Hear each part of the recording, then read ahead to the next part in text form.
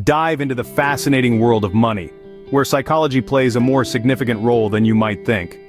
Today, we're exploring the insightful book, The Psychology of Money, Timeless Lessons on Wealth, Greed, and Happiness, by Morgan Housel.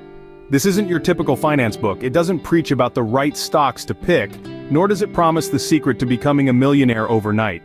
Instead, it delves into the complex relationship between our minds and money. In the vast realm of personal finance, numbers might seem like the star of the show. But Housel suggests that it's our behaviors, beliefs, and emotions that truly drive our financial decisions. The way we think about money, how we perceive risk and reward, our tolerance for losses, our dreams of wealth. These are the factors that shape our financial lives. Housel's book is a collection of 19 compelling stories that reveal the strange ways we think about money. These stories show how our personal experiences, unique to each of us, influence our financial behavior. The book is not just about money, it's about people, their dreams, their fears, their triumphs, and their failures. The Psychology of Money unravels the subtle, often subconscious, psychological forces at play in our financial lives. It helps us understand why smart people make dumb financial decisions, why we're more inclined to buy when prices are rising, and why sometimes the best financial plan is to just sit tight and do nothing. Understanding the psychology of money is crucial because our financial decisions have far-reaching impacts. They can determine our lifestyle, our peace of mind, and even our happiness. So let's not treat money as just a means to an end. Let's delve deeper, beyond the surface of numbers and figures, to unravel the intricate psychological tapestry that shapes our financial lives. Let's embark on this journey to decipher the impact of our beliefs and behaviors on our financial decisions. Wealth isn't always as it appears. A pivotal point in Morgan Housel's book, The Psychology of Money, is that there's a significant difference between being rich and being wealthy. What's that difference? Well, being rich is all about the outward display of money.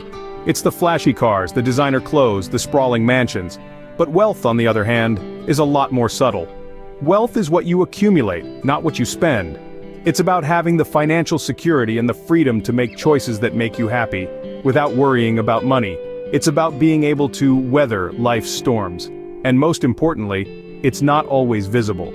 This is why it's an illusion. Because the people who seem the richest, with their extravagant lifestyles, may not be as wealthy as you think. And those who appear ordinary might be the ones with real wealth. So don't be fooled by appearances. Remember, wealth is what you don't see. Luck and risk, two sides of the same coin, yet perceived so differently. Let's delve into the captivating world of The Psychology of Money by Morgan Housel, where we'll explore the fascinating interplay of luck and risk in our financial lives. Luck and risk, two seemingly contrasting concepts, are in reality deeply intertwined. They are like two dancers, forever locked in an intricate dance, shaping our financial destinies in ways we often fail to realize. Luck, the benevolent force, is often welcomed with open arms. It's that unexpected windfall, the unexpected promotion, the stock that skyrockets against all odds. It's the golden ticket that, without any effort on our part, propels us forward on our financial journey. But let's not forget its mischievous twin, risk. It's the dark alley that we often fear to tread. Risk is the potential for loss, the chance that things may not go as planned. It's the stock that plummets, the business venture that fails, the unexpected expenses that throw our budget off track. Now here's where it gets interesting. The book suggests that these two forces, luck and risk, are not just interconnected, but they are in fact two sides of the same coin. They are both elements of randomness that, despite our best efforts, we can't fully control or predict. Our financial decisions, then, are not just about making smart choices. They're also about understanding and managing the interplay of luck and risk. It's about realizing that a successful investment might be due to luck as much as skill, and a failed venture might be due to risk, not necessarily a lack of competence. It's about acknowledging that we can do everything right and still fail, or do everything wrong and still succeed. It's about understanding that the line between success and failure, wealth and poverty, isn't always a straight line of cause and effect, but a complex web of luck, risk, skill, and decision-making. So the next time you make a financial decision, remember this. Luck and risk are not just fleeting visitors on your financial journey. They are constant companions shaping your path in ways you may not always see. Luck and risk are siblings, not strangers. Time, the most powerful force in the world of money, an intriguing element of the financial universe, Time holds the reins of wealth creation. The book, The Psychology of Money, by Morgan Housel emphasizes this crucial aspect, introducing us to the concept of compounding, often described as the eighth wonder of the world. Compounding is the process where the value of an investment increases exponentially over time, as the earnings from this investment in turn earn more. It's not just your money that's working for you, it's your money's money and your money's money, and so on. It's a snowball effect that grows your wealth exponentially. But here's the catch. It doesn't happen overnight. It's not a get-rich-quick scheme, it's a get-rich-slowly but surely strategy. It's like planting a tree. You don't sow the seed today and expect a fully grown tree tomorrow. It takes time for the seed to sprout, grow, and eventually bear fruit. Similarly, your investments need time to grow and compound. This is where patience comes into play. Patience is not just about waiting, it's about understanding and embracing the process, the time it takes for your investments to grow. It's about resisting the urge to meddle, to pull out your investments at the first sign of trouble. It's about staying the course, even when things get tough. In the realm of finance, haste often leads to waste. Quick decisions, impulsive actions can often lead to financial pitfalls. On the other hand, patience, giving your investments the time they need to grow, can lead to financial prosperity. So let's take a leaf out of Morgan Housel's book. Let's acknowledge the power of time in wealth creation. Let's embrace the process, the wait, the patience it requires. Let's harness the power of compounding to build our wealth. Because in the world of money, time is a friend of the patient and the enemy of the hasty. Pessimism sounds like wisdom, but it's not always the case. In the realm of finance, pessimism often masquerades as prudence. It's easy to sound smart when you're the one pointing out potential pitfalls, isn't it? But Morgan Housel's book, The Psychology of Money, invites us to challenge this notion. Housel argues that pessimism can often lead to missed opportunities.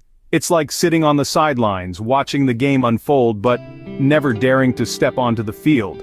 Sure, you might avoid some tackles, but you'll never score a goal.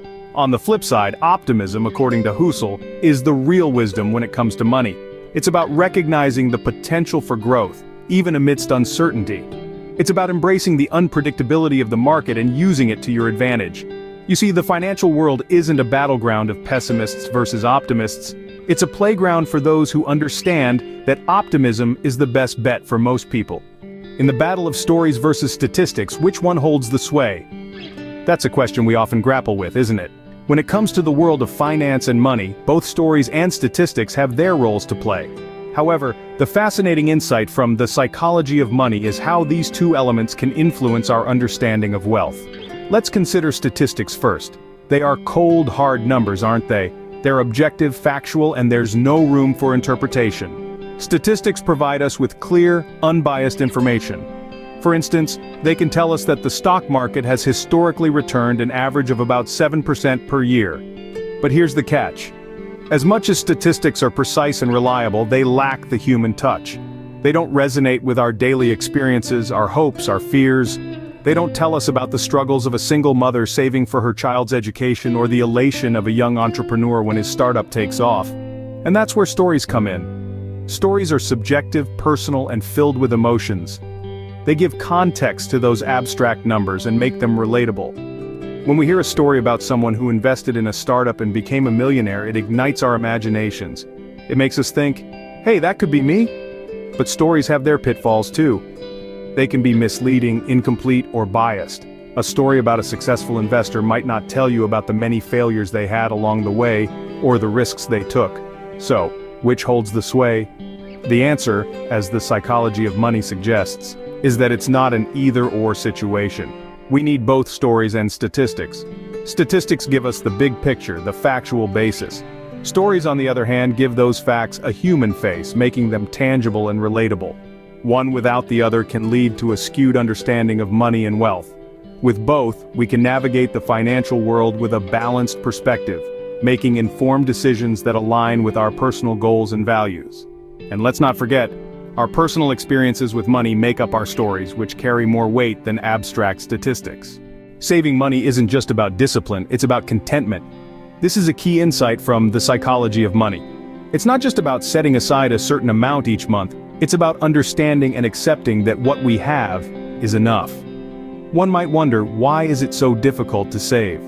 Well, our brains are wired to seek immediate gratification. We're naturally inclined to enjoy the present and let the future take care of itself. But saving requires us to do the opposite, to delay gratification and think about our future selves. In the book, Housel points out that saving is a form of self-awareness. It's about recognizing our own limitations and vulnerabilities. We save not because we're greedy, but because we understand that life is unpredictable. We save to prepare for the unexpected, for the times when we might not have an income, or for when we want to take a step back and enjoy life. And here's an interesting point Housel makes. Saving isn't just about accumulating money, it's about reducing stress. Knowing that you have a safety net can greatly decrease anxiety about the future. It provides a sense of security and peace of mind. It's about having the freedom to make choices that align with your values and aspirations, rather than being dictated by financial constraints. But how do we cultivate this mindset? It starts with understanding that more isn't always better. We often equate happiness with material wealth, but research shows that beyond a certain point, more money doesn't lead to more happiness. Contentment comes from appreciating what we have, rather than constantly striving for more. Moreover, it's about recognizing that saving is a form of self-care. It's about prioritizing our future well-being over present desires. It's about making decisions today that our future selves will thank us for.